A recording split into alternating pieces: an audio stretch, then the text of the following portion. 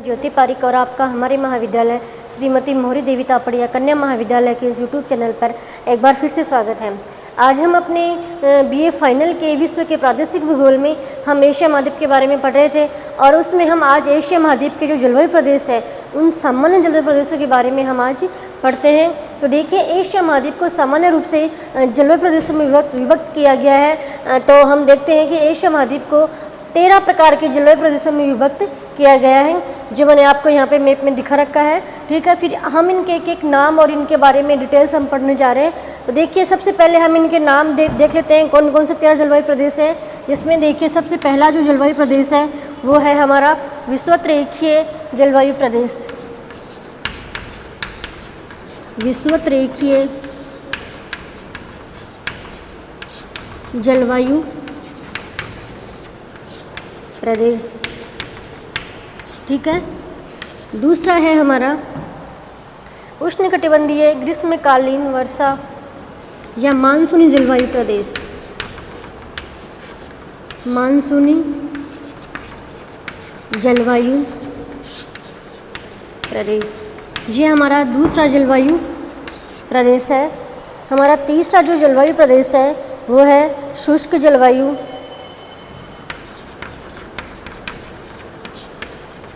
शुष्क जलवायु, ठीक है। चौथा हमारा है भूमध्य सागरीय जलवायु। भूमध्य सागरीय जलवायु।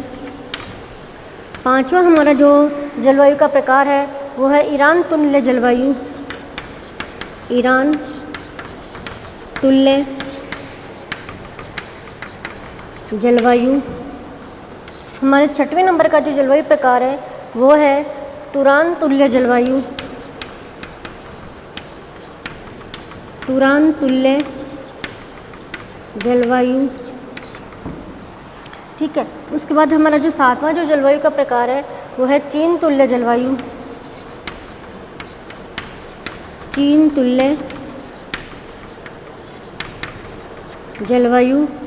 उसके बाद 8वां जो जलवायु का प्रकार है वो है पूर्वी तटीय शीतोष्ण या मंचूरिया तुल्य जलवायु।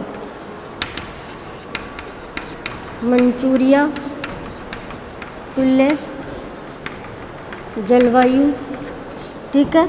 उसके बाद हमारा जो 9वां प्रकार है वो है पर्वतीय शीत जलवायु। पर्वतीय शीत जलवायु। 10वां है अल्टाई तुल्य जलवायु। अल्टाई तुल्य जलवायु, ठीक है। 11वां है प्रेरी तुल्य जलवायु। प्रेरी तुल्य जलवायु। और 12वें नंबर का है टेगा तुल्य जलवायु। टेगा तुल्य जलवायु। और 13वें नंबर का जो है वो है टुंड्रा तुल्य जलवायु। टुंड्रा तुल्य, ठीक है। इस प्रकार से हमने एशिया महाद्वीप को 13 प्रकार के जलवायु प्रदेशों में विभक्त किया है, जिसमें हमारा पहला है विषुवतरेखीय जलवायु प्रदेश, जो आप यहाँ पर देख सकते हो। विषुवत रेखा के बिल्कुल पास वाला जो क्षेत्र है वो है विषुवतरेखीय जलवायु। उसके बाद है मानसूनी जलवायु, जिसमें हमारा जो अधिकांश पूरा भारत है वो इसमें आता है। और भारत के अलावा जो उत्तर पूर्वी जो क्षेत्र वो इसमें आते हैं, वो है हमारा मानसूनी जलवायु प्रदेश। उसके बाद है शुष्क जलवायु प्रदेश। तो शुष्क जलवायु प्रदेश में आप देखिए, जो भारत का जो थार का मरुस्थल है वो इसमें आता है, ठीक है। और इसके अलावा जो पश्चिमी जो क्षेत्र है, इसका जो दक्षिणी और पश्चिमी का जो क्षेत्र है छोटा सा एशिया महाद्वीप का, वो इसके अंतर्गत आता है, जी वो है हमारा शुष्क जलवायु प्रदेश 3 नंबर का, ठीक है। 4 नंबर का है भूमध्य सागरीय जलवायु, ठीक है। तो भूमध्य सागरीय जलवायु, ये आपके यहाँ का छोटा सा प्रदेश आप देख लीजिए। जो भूमध्य सागर के बिल्कुल पास वाला क्षेत्र है वह है हमारा भूमध्य सागरीय जलवायु। 5 नंबर का है ईरान तुल्य जलवायु। तो ये आपका ईरान और इराक का जो क्षेत्र है वो इसके अंतर्गत आता है, ईरान तुल्य जलवायु। 6 नंबर का है तुरान तुल्य जलवायु। इसके ऊपर का जो प्रदेश है वो इसमें आता है तुरान तुल्य जलवायु। अगला है चीन तुल्य जलवायु।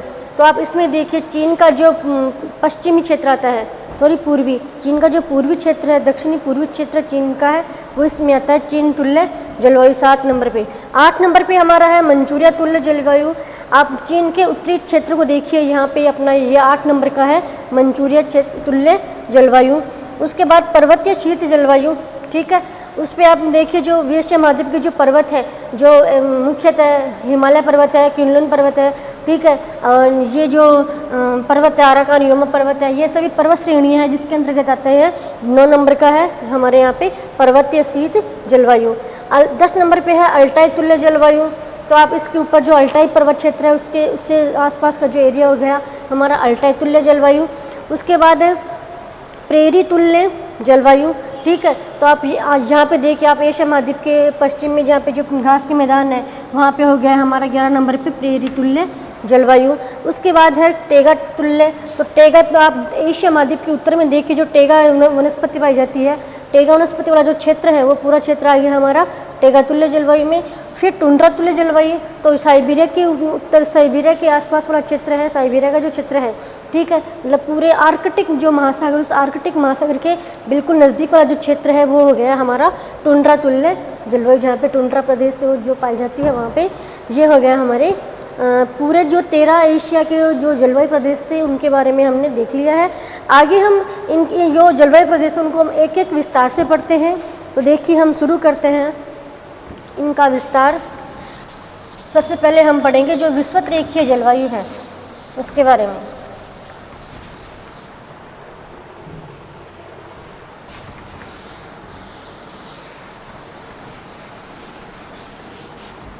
पहला हमारा जो जलवायु का प्रकार है वो है विषुवत रेखीय जलवायु।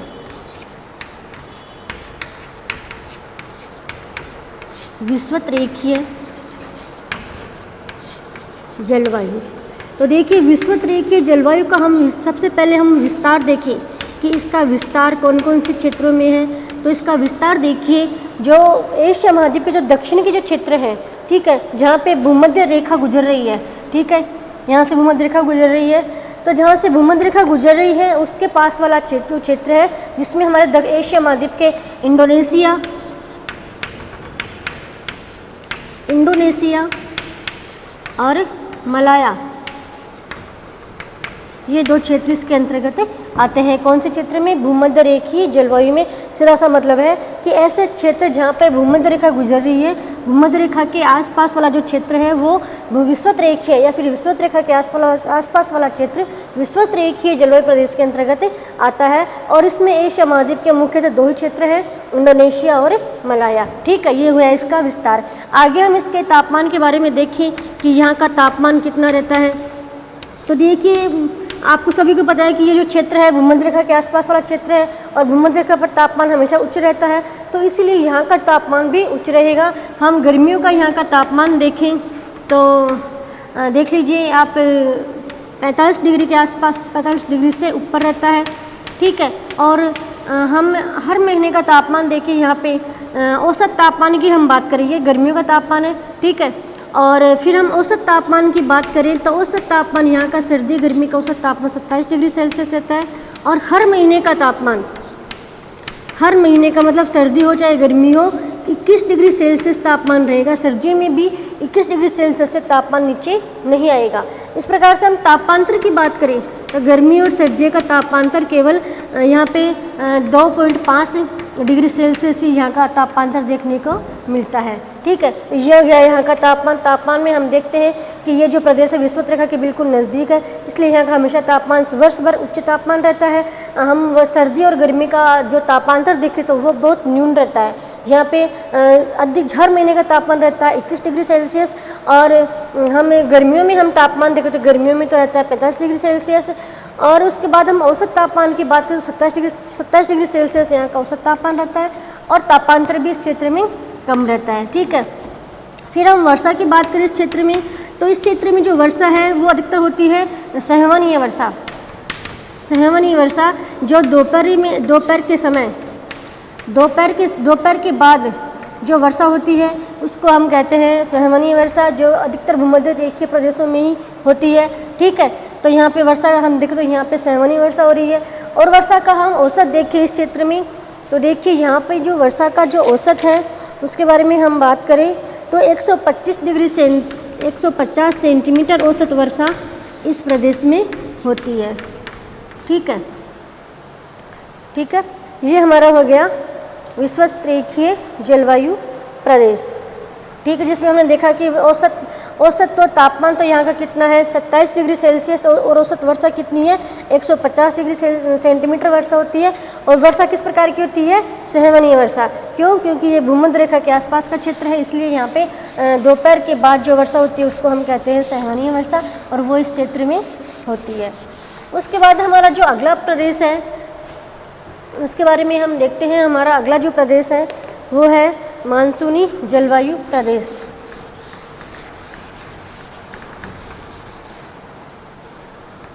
अगला है मानसूनी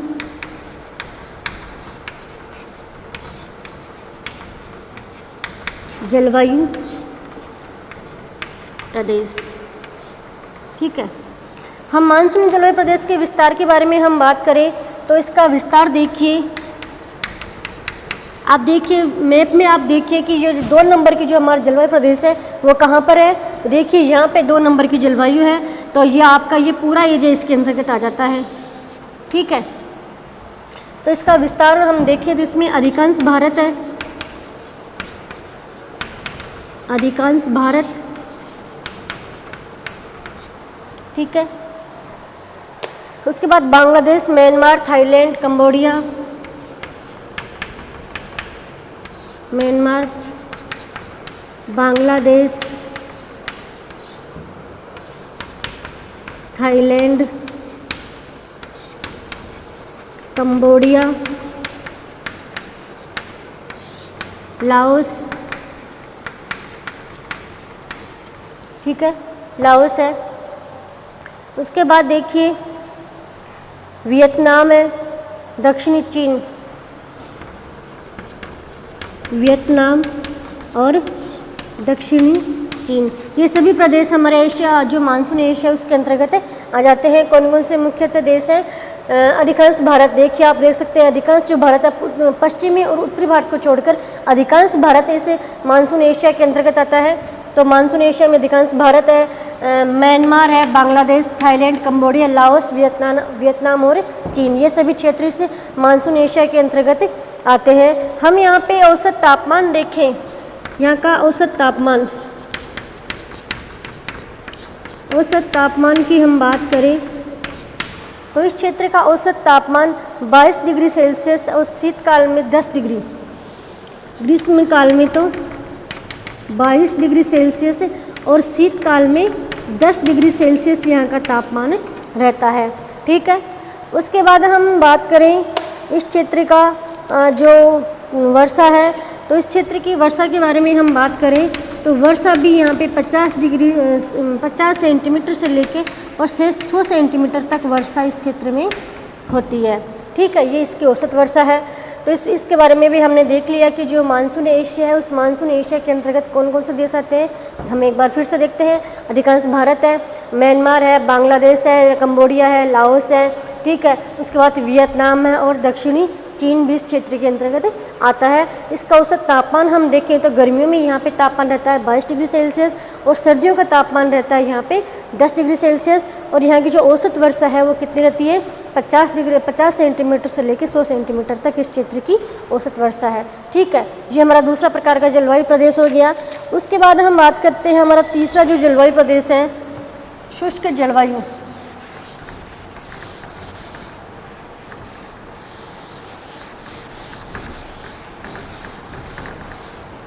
तीसरी हमारी जलवायु है शुष्क जलवायु।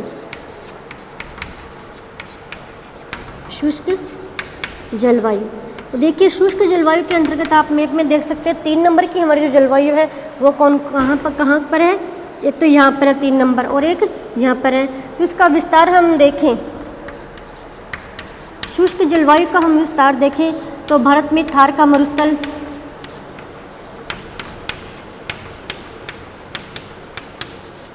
थार का मरुस्थल है। ठीक है, उसके बाद हम इसका विस्तार देखें तो इसका कुछ विस्तार पाकिस्तान में भी है, पाकिस्तान है। उसके बाद हम यहाँ पे एशिया महाद्वीप के अपन पश्चिम में देखते हैं तो ये यहाँ पे जो मरुस्थल है, जैसे दजला फरात का जो मरुस्थल है, उस क्षेत्र में भी यह जलवायु पाई जाती है। उसके बाद हम यहाँ का तापमान देखें तो यहाँ का तापमान, गर्मियों का तापमान हम देखें तो गर्मियों का तापमान यहाँ पे 50 डिग्री सेल्सियस तक पहुँच जाता है।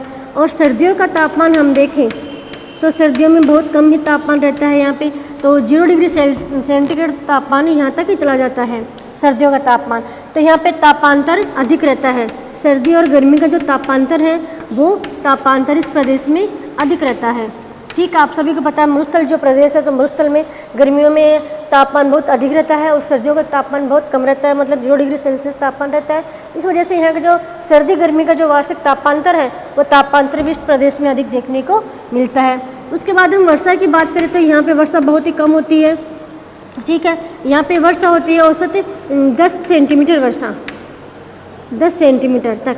ठीक है, यहाँ पे औसत वर्षा कितनी होती है, 10 सेंटीमीटर तक। और यहाँ पे जो थार के मरुस्थल में हम देखें तो यहाँ पे कुछ जो वर्षा सर्दियों में होती है, सर्दियों में जो थोड़ी बहुत वर्षा होती है वो होती है भूमध्य सागरीय चक्रवात से, भूमध्य सागरीय चक्रवात से इस प्रदेश में शीतकाल में वर्षा होती है। ठीक है, मतलब भूमध्य सागरीय जो वर्षा है उस वर्षा का इस क्षेत्र में बहुत अधिक प्रभाव है। ठीक है, तो ये हो गया हमारा जो शुष्क जलवायु प्रदेश है। तो हमने देखा कि जो शुष्क जलवायु प्रदेश है वो एशिया महाद्वीप के जो थार का मरुस्थल है उस प्रदेश में यह जो जलवायु पाई जाती है। और हमने इसका तापमान देखा कि यहाँ पे तापमान, गर्मियों का तापमान यहाँ पे बहुत अधिक रहता है, 50 डिग्री सेल्सियस रहता है। और सर्दियों का जो तापमान है वो बहुत ही न्यून रहता है, मतलब 0 डिग्री सेल्सियस तक यहाँ पे तापमान नीचे चला जाता है। फिर हमने देखे यहाँ का गर्मी का और सर्दी का जो तापांतर है वो बहुत अधिक रहता है और वर्षा यहाँ पे बहुत कम होती है, वर्षा होती है केवल 10 डिग्री सेल्सियस वर्षा। और जो कुछ थोड़ी बहुत वर्षा होती है सर्दियों के मौसम में वो किन पवनों से होती है, भूमध्य सागरीय पवनों के द्वारा यहाँ पे सर्दियों में कुछ वर्षा की जाती है। ठीक है, ये हो गया हमारा शुष्क जलवायु प्रदेश। उसके बाद हम देखिए भूमध्य सागरीय जलवायु।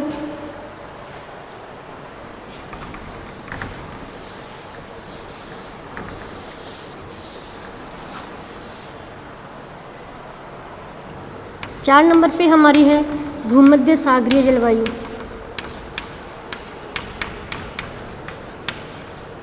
भूमध्य सागरीय जलवायु।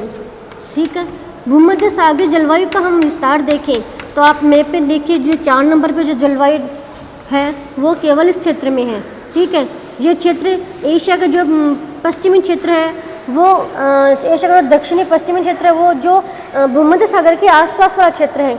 यहाँ पे आपका भूमध्य सागर है।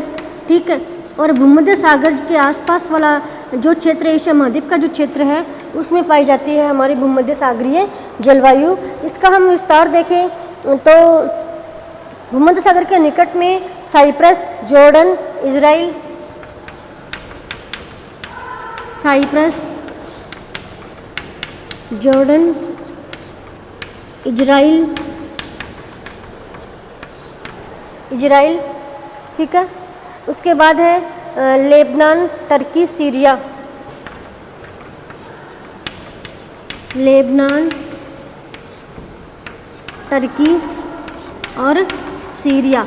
इन क्षेत्रों में हमारी जो भूमध्य सागरीय जलवायु है वो पाई जाती है। ये जो मुख्य देश है साइप्रस है, जॉर्डन है, इजराइल है, लेबनान, लीबिया, टर्की, ये सब, सीरिया और टर्की, ये जो देश हैं वो कहाँ पर पाए जाते हैं, एशिया महाद्वीप में भूमध्य सागर के आसपास वाले ये क्षेत्र है, यहाँ पे हमारी भूमध्य सागरीय जलवायु पाई जाती है। क्यों? क्योंकि इन क्षेत्रों में भूमध्य सागर का बहुत अधिक प्रभाव देखने को मिलता है। ठीक है, फिर हम यहाँ पे वर्षा की बात करें तो यहाँ पे जो वर्षा होती है वो अधिकतर किस मौसम में होती है, सर्दियों में।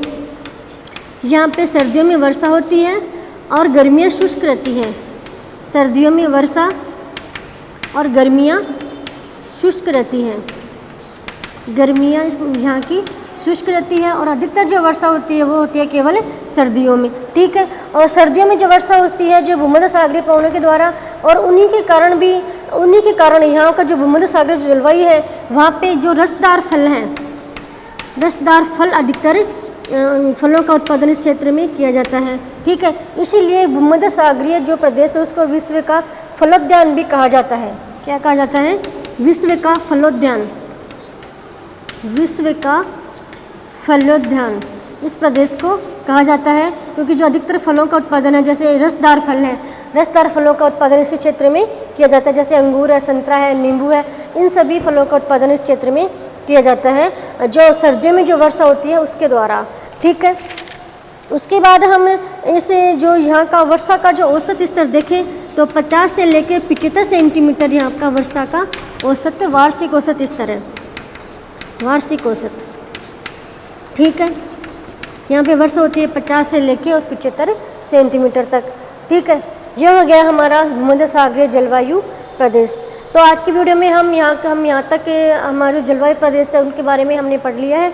4 प्रकार के जलवायु प्रदेश हमने पढ़ लिए हैं, और आगे हमारे जो जलवायु प्रदेश जो बच गए उनके बारे में हम कल की वीडियो में पढ़ते हैं। तब तक के लिए धन्यवाद।